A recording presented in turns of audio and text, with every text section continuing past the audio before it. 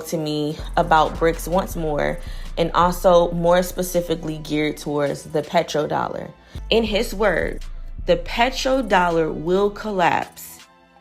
Countries will withdraw their support for the dollar, being the main currency for oil transactions.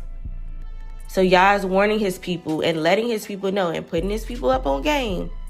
These countries are going to withdraw their support for the dollar, being, you know what, we're tired of America setting the standard for all of our own countries. We all are over our own countries, but yet the U.S. feels it's important to where they can dictate what we decide to do in our transactions. The Lord named countries that I'm going to share with you. This is what he named.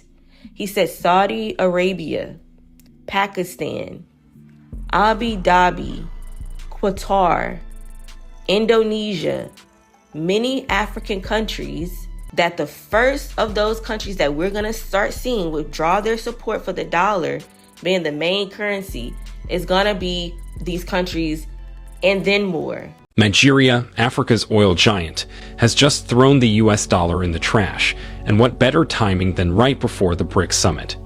For anyone still clinging to the idea that the West runs the world, it's time for a serious wake-up call.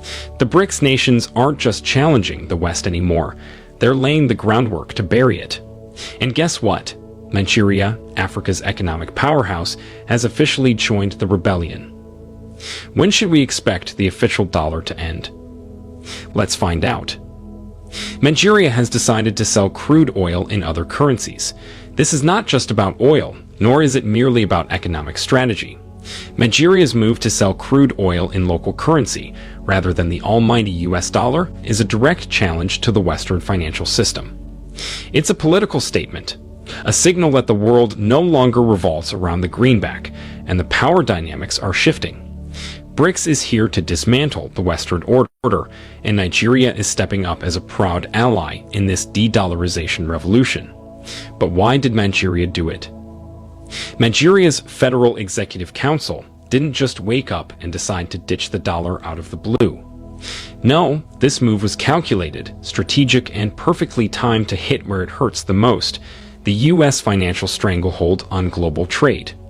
Mohamed Manga, Nigeria's Director of Information and Public Relations at the Ministry of Finance, didn't mince words when he announced the shift to local currency for oil sales. Nigeria's crude oil will now be sold in Naira, bypassing the US dollar. This isn't just about economics. This is about reclaiming political independence from Western manipulation. The dollar has been used for decades as a tool of control, a financial noose around the necks of countries that rely on the West for trade.